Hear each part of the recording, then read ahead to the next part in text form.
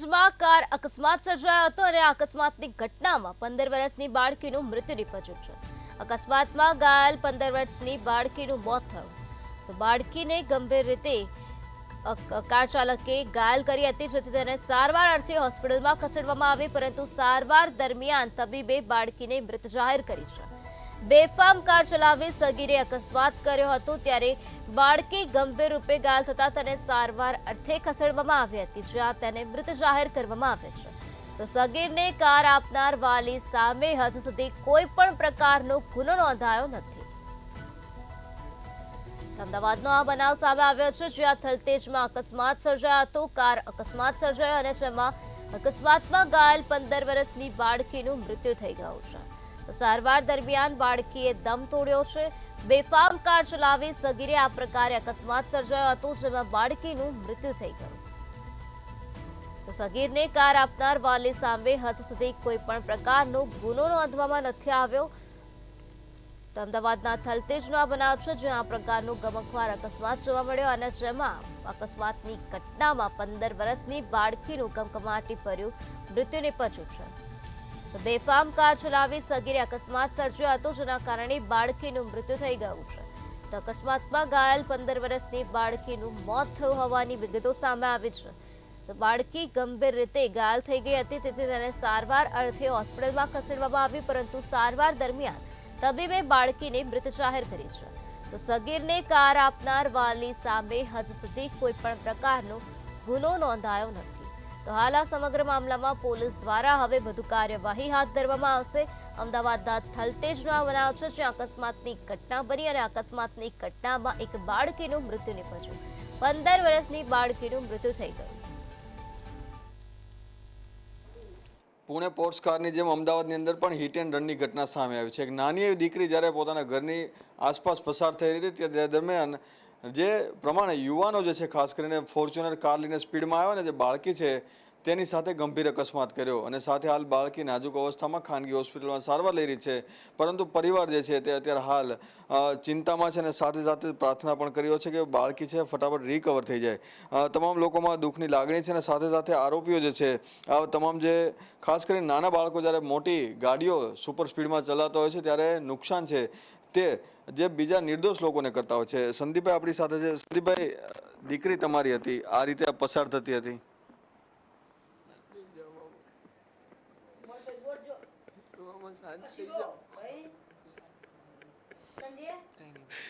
દીકરી બચાવી લો,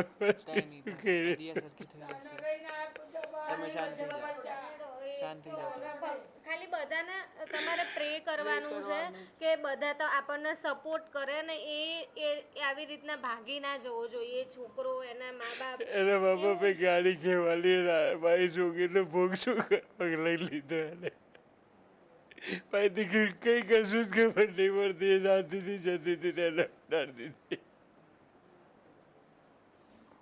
એક બાપના આંસુ છે, કારણ કે પોતાની લાડીકવાઈ દીકરી છે તે અહીંથી પસાર થઈ રહી હતી અને આ રીતની ઘટના બની છે।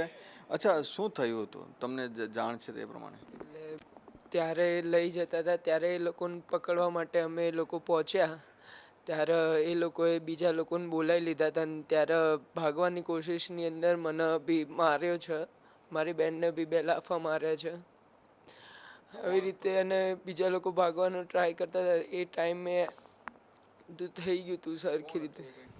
ના, કંઈ જ ખબર નહીં, નાની જ ઉંમરના હતા, 17-18 વર્ષથી વધારે ઉંમરના કોઈ નહોતા। 18 વર્ષનો કોઈ નહોતો, 16-17 વર્ષના એટલા જ વર્ષના છોકરા હતા। એને બચાવવા માટે એને 2-3 જણા બીજાને બોલાવી લીધા હતા। તો જે પ્રમાણે નાના બાળકો હતા, નાની દીકરી આપણે દિયા, હા, બાળકો 2 નાના હતા અને રિક્ષાને ભટકાઈ અને જો ફિલ્ડમાં ભાગ્યા ને એ વાંકણ મારે છોડીને ગાડી મારી મારી બેબી હતા નથી સારું, મારી બેબી નથી સારું, મારી બેબી તો જાણે ભગવાન બોલાવતા ને બોલે,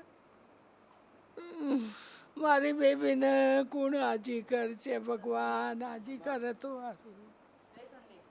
અચ્છા, જે પ્રમાણે નાના જે છોકરા હતા ગાડીમાં તમને પણ માર માર્યો છે, કેવડા દેખાતા હતા, અત્યારે પોલીસે શું કામગીરી કરી છે? અત્યારે અમે તો તરત જ પોલીસને બોલાવી લીધી હતી, એટલે પોલીસને અમે લોકોએ જાણ કરી દીધી હતી અને 5:30 અરાઉન્ડ આવ્યો તો પોલીસનો ડબ્બો. પછી હું તો મારી બેન જોડે દવાખાનામાં જ હતી, અત્યારે જ ઘરે આવી છું. અત્યારે બી એની સિચ્યુએશન જે છે એકદમ ક્રિટિકલ છે, બરાબર. એટલે કાલ બપોરની અહીંયા આગળ આવી છું હું હવે. અને પછી આ લોકોએ અમારી માંગ એટલી જ છે કે આ બધું જે ન્યૂઝપેપરમાં બી જે આવ્યું છે એ અડધું ખોટું છે. એક ન્યૂઝપેપરમાં એવું આવ્યું છે કે 2 વ્હીલર લઈને જતી હતી. હવે મારી બેન સાયકલ બી નથી ચલાવતી, એ કેવી રીતે 2 વ્હીલર લઈને જાય? એ બિચારી ચાલતી એનામાં ચાલતી આમ સાઈડમાં જતી હતી અને એને ઠોકાડી છે. એ કે બીજાએ કંઈક બીજું લખ્યું છે અને એમાં મારી બેનનું નામ આવ્યું છે. એ છોકરાનું કોઈ નામ નથી આવ્યું, ખાલી એટલું જ નામ આવ્યું છે કે 17 વર્ષનો છોકરો છે, બરાબર. એ છોકરાનું કોઈ નામ નથી. તો અમને ન્યાય જોઈએ છે કે ભાઈ કેમ એનું નામ બહાર નથી આવતું, એ ક્યાંનો રહેવાસી છે, એની શું સજા થઈ, કશું જ અમને કશી ખબર નથી. કેમ કે અમે એ સિચ્યુએશનમાં છે કે અમે હોસ્પિટલના ધક્કા ખાઈ, કેમ કે અમે અમારી બેનને પહેલાં બચાવીએ કે પેલાને કરવા જઈએ. એટલે અમે અહીંયા આગળ છીએ અને ત્યાં આગળ બધું શું થઈ રહ્યું છે કંઈ ખબર નથી હવે. એટલે બસ એટલે સગીર છે, કારણ કે હંમેશા તમામ જે કેસ જોવામાં તથ્યકાંડની અંદર જોવામાં આવે તેમાં પણ જે સગીર અને સાથે સાથે પુણેનો પોર્સ કાર એમાં પણ સગીર, અને ત્યારે અમદાવાદનો જે વ્યક્તિ છે જેણે ગાડી એક નાની દીકરી ઉપર ચડાવી દીધી છે તે પણ સગીર છે. આવા સગીરો જે છે વીઆઈપી કાર લઈને ફરે છે, પરંતુ જે નિર્દોષ લોકોના ઘણી વખત અકસ્માતો અને જીવ લેવા સુધીની જે વાત છે અકસ્માતો કરતા હોય છે. તમામ જે લોકો છે તે આશા રાખી રહ્યા છે, પ્રાર્થના પણ કરી રહ્યા છે અને પરિવારજનો માંગ કરી રહ્યા છે કે આરોપી કોઈ પણ હોય, સગીર હોય કે પુખ્ત હોય, પણ તેને કડકમાં કડક સજા થવી જોઈએ. કેમેરામેન રાહુલ વાઘેલા સાથે મેહુલ દુધરેજિયા, મંતવ્ય ન્યૂઝ, અમદાવાદ.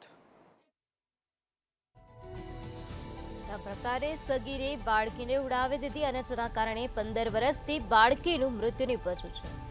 તો બેફામ કાર ચલાવી સગીરે અકસ્માત સર્જ્યો હતો.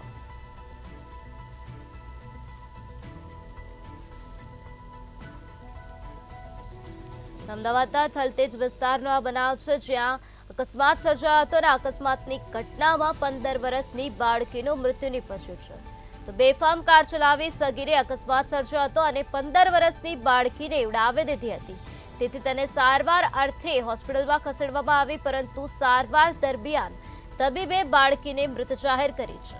તો સગીરને કાર આપનાર વાલી સામે હજુ સુધી કોઈ પણ પ્રકારનો ગુનો નોંધવામાં નથી આવ્યો.